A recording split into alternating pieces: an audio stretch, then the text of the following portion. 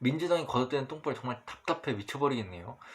아니 상식적으로 생각하면은 어떤 사람들이 크게 반대를 하거나 그렇진 않을 텐데 하는 일마다 상식에 벗어나니까 반대를 하게 되고 불평을 하게 되고 저항하게 되고 그런 거죠.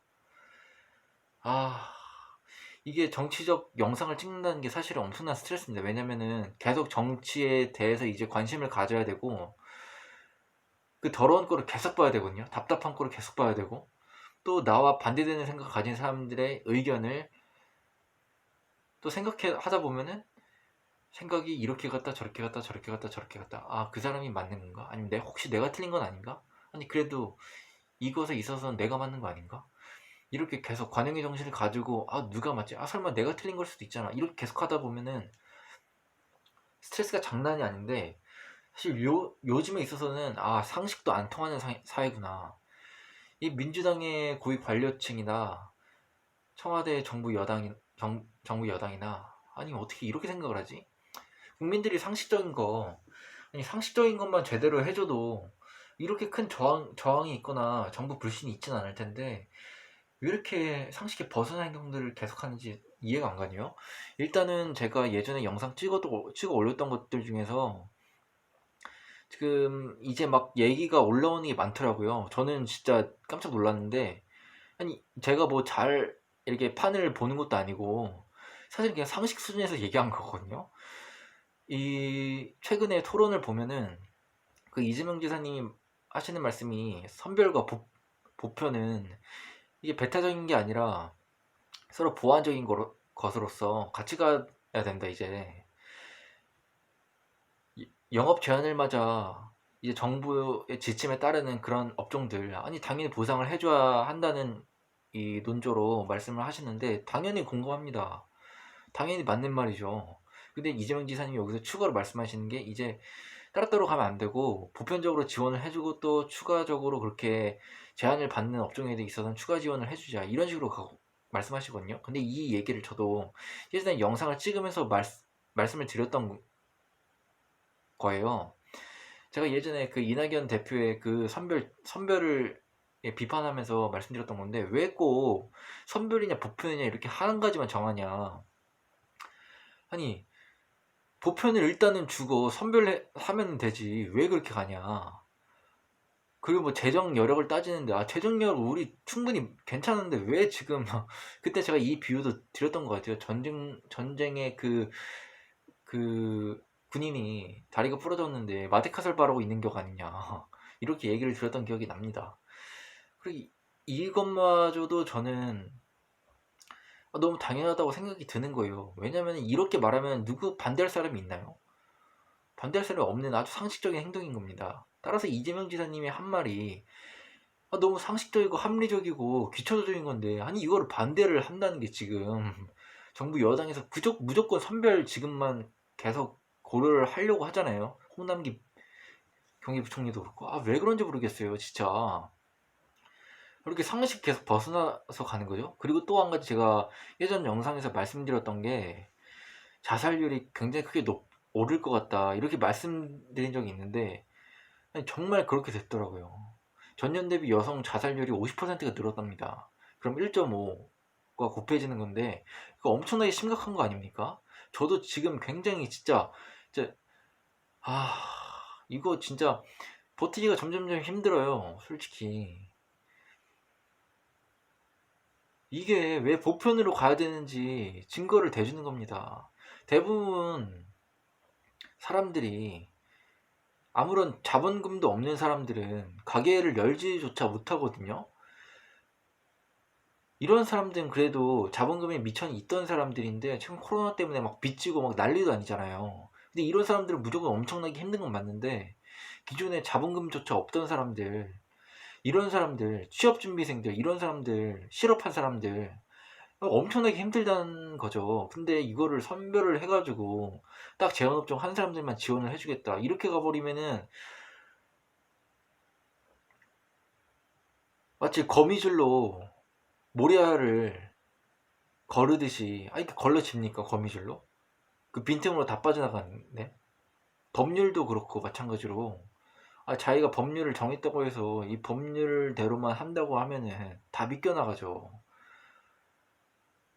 지금 이렇게 재난 상황에서 모든 사람이 다 고통받는 상황인데 그걸 선별만 고집한다는 것 자체가 진짜, 아니 많이 배우신 분들이고 오랫동안 고위공직자로서 계셨던 분들인데 아니 왜 이렇게 진짜 상식 이하의 정책을 남발하시면서 그런 기조를 유지하시는 건 진짜 이해를 못하겠습니다.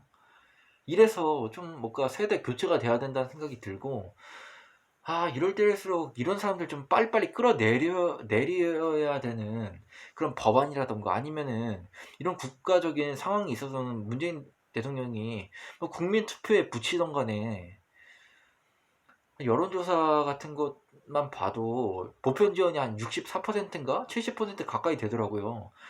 아니 민주사회 다수결의 원칙으로서 국민들의 대다수가 이렇게 원하고 있는데 국민 통합을 원하신다면서 왜 이런 건 국민 통합을 안 해주시는 건지 진짜 이해가 안 가네요. 진짜 이래서 내로남불 소리를 듣는 거죠. 진짜 답답합니다. 이런 영상을 딱히 찍을 생각도 없었지만 그냥 기사 같은 거나 읽거나 하다 보면은 안 찍을 수가 없게 되더라고요. 그리고 또 한 가지 불만인 점이 뭐냐면 요새 확진자 수가 좀 줄어든 것 같아요. 한 600명대로 이제 머물러 있는 것 같은데, 바로 기사가 뜨는 게 뭐냐면 거리두기를 완화하려면은 한 400명 정도는 돼야지 거리두기 완화를 고려해 볼 수 있다, 이렇게 기사가 뜨는데 진짜 이것도 말도 안 되는 소리를 하고 있는 겁니다. 거리두기를 완화하는 거에 있어서 조건이 그냥 400명이 됐다, 이게 지금 조건이 아니라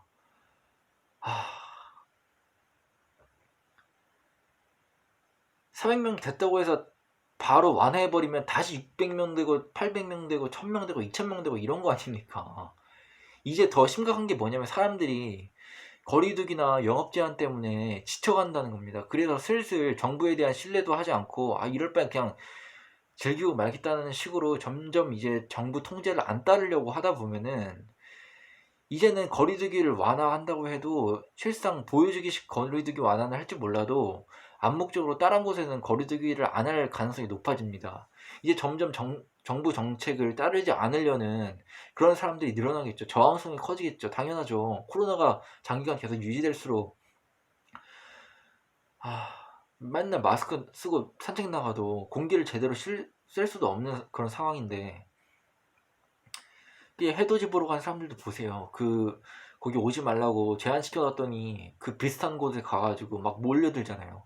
이토록 사람들은 아무리 제한을 하더라도 이제 점점 극한 상황에 다다르면은 어떻게 해서든지 법망이라던가 명령이라던가 이런 걸 비껴나가면서 어떻게 해서든지 자기의 좀 스트레스를 좀 풀려고 할 겁니다.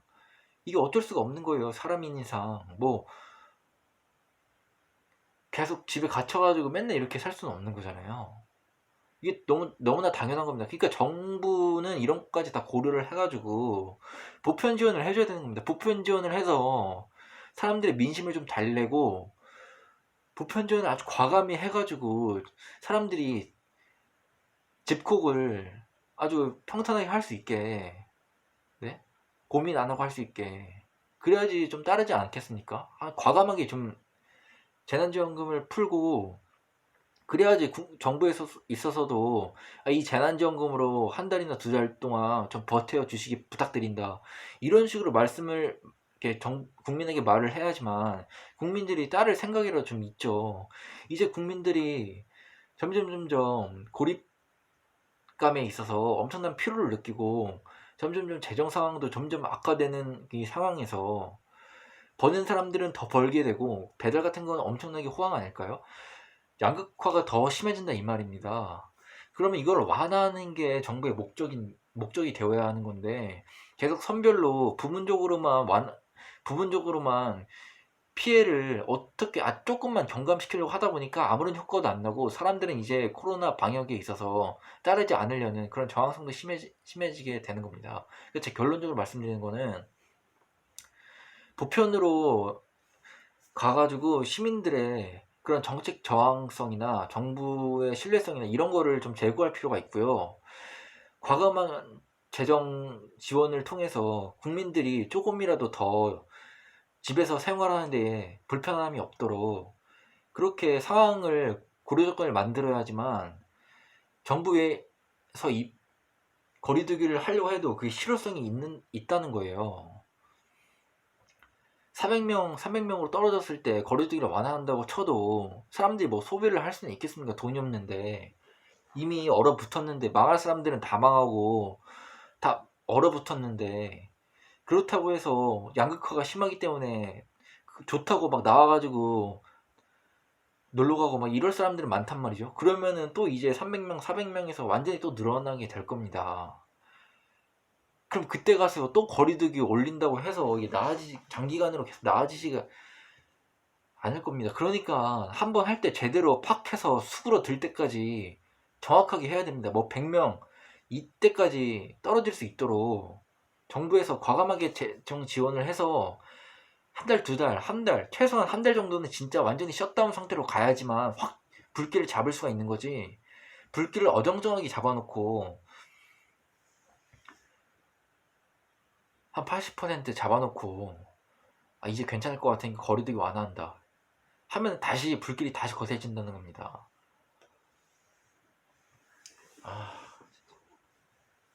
정치 관심 두기 싫은데 그래서 기사 나오는 거 보거나 정부 관료들이 나와서 브리핑하는 거 보면 진짜 답답해서 미쳐버리겠어요. 여러분도 그러실 테죠. 진짜 이 상황에서 진짜 상식을 얘기하는 분은 지금 이재명 지사님밖에 없는데 또 얼마나 공격을 받고 계시는지 진짜 답답하고 진짜. 진짜 공무원들은 자기네들이 월급을 꼬박꼬박 받으니까 지금 이 상황이 얼마나 심각한 상황인지 잘 모르고 계시는 것 같은데 이러면 안 되죠 진짜. 진짜 상황이 진짜 암울하네요. 코로나가 단기간에 끝날 것 같지도 않고 그래도 뭐 소위 리더라는 자들이 정부 정책을 이끌어가는 공무원들이 좀 제대로나 해주면은 좀 희망도 있고 할 텐데 뭐 하나 제대로 되는 것도 없고 진짜